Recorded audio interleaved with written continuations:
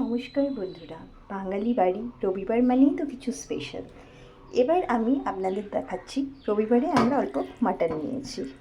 Mutton আমি নিয়েছি এখানে 750 গ্রামের মতো।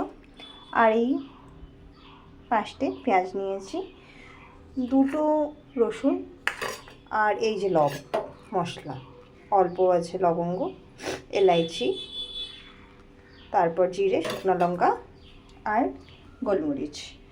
এবার আমরা কি করছি, প্রথমে ম্যারিনেট করার জন্য মাটনের মধ্যে এই লবণটা, হলুদ, লবণ পরিমাণ মতো,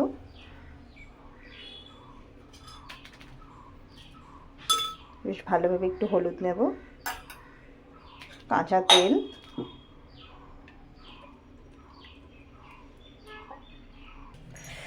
মাটনটাকে পরিষ্কার করে লবণ, হলুদ আর তেলের সাথে মাখিয়ে নেওয়ার পর যেই মশলাগুলো আপনাদের দেখিয়েছিলাম, সেই মশলাটার আমি পেস্ট করে এটাতে সম্পূর্ণটাই ঢেলে দেব। মশলাটা দেওয়ার পর পেঁয়াজ কুচি করে রেখেছি আমি, 5টা মতন পেঁয়াজ ছিল, সেগুলো কুচি করে এতটা বাদ রেখেছি। এটা আমি ফ্রাই করব, আর এগুলো সব ম্যারিনেশনেই দিয়ে দেব। তারপরে এই অল্প দই, 1 চামচের মতো, 1 চামচের থেকে একটু বেশি, সম্পূর্ণটাই দই আমি দিয়ে দিচ্ছি। মশলাগুলো দিয়ে ভালোভাবে মাংসটাকে মাখবো।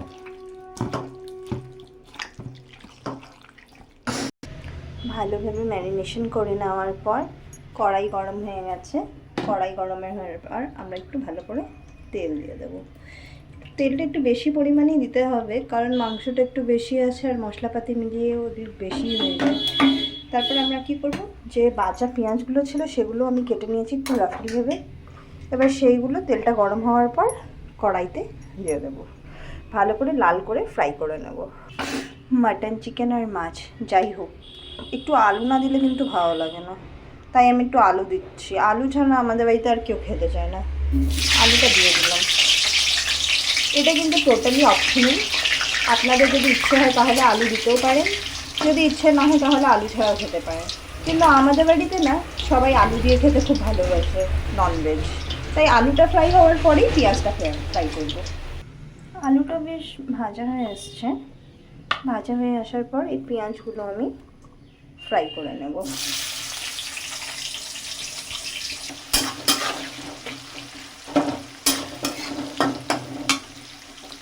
আঁচটা বাড়িয়ে দিলাম বেশি, ফ্রাই হোক লাল করে। এবার দেখুন মাটনটা ভালোভাবে ম্যারিনেট হয়ে গিয়েছে আর পেঁয়াজটাও ফ্রাই হচ্ছে। তো আমরা এক কাজ করছি, এখানে একটু মিট মশলা এভারেস্টের আমি দিচ্ছি। এতে কি হয়, আমি একটু বাইরের মশলা খুব কমই খাই, কিন্তু একটু কালার হয় আর স্বাদটা একটু চেঞ্জ হয়, যার জন্য এই মিট মশলাটা দেওয়া। এবার এটা দিয়েও আমি ভালোভাবে এটাকে মাখবো।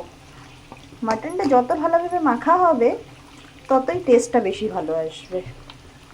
মশলাগুলো ভালোভাবে মিক্সড হয়ে গেলে খাবার স্বাদটা ভালো আসে। মশলার পেস্টে কিন্তু আমি শুধু 2টোই শুকনো লঙ্কা দিয়েছি। এবার এই কাঁচা লঙ্কাগুলো সেটাতে দিয়ে দেব। পেঁয়াজটা বেশ লাল লাল হয়ে আসছে। এবার একটু হলুদ আর লবণ সব দিয়ে আর একটু ভেজে নেব, ব্যাস আর কি। এবার আস্তে আস্তে মাটনগুলো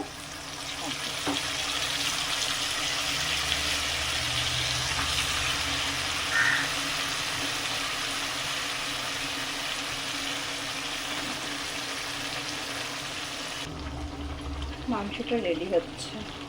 মাঝে মাঝে একটু চালিয়ে দেবেন যেন কড়াইতে লেগে না যায়। ম্যারিনেশনের যেই মশলাগুলো ভাজছিল সেগুলো আমি এবার দিয়ে দেব। 20 মিনিটের মতন ফ্রাই করার পর এবার আমরা এই আলুগুলোকে দিয়ে দেব। আপনাদের যদি ইচ্ছে হয় ফ্লেম আস্তে করে আরও 15 থেকে 20 মিনিট অবধি কষানোর পর জল টল দিয়ে জল দেওয়ার পর 15-20 মিনিট অবধি কষিয়ে মাংসটাকে নামিয়ে নিতে পারেন। কিন্তু আমি এবার একটু কুকারের ইউজ করব, আমার কাছে একটু সময় কম আছে আর আমার একটু মাংস সফট না হলে বেশ ভালো লাগে না, তাই আমি কুকারের মধ্যে দিয়ে 2টো সিটি দিয়ে দেবো। ব্যাস, কড়াই থেকে কুকারে সব নিয়ে বসিয়ে দিয়েছি। এবার এই জলটুকু আমি দিয়ে দিচ্ছি। সুন্দরভাবে এবার ঢাকনাটা বন্ধ করে দেবেন।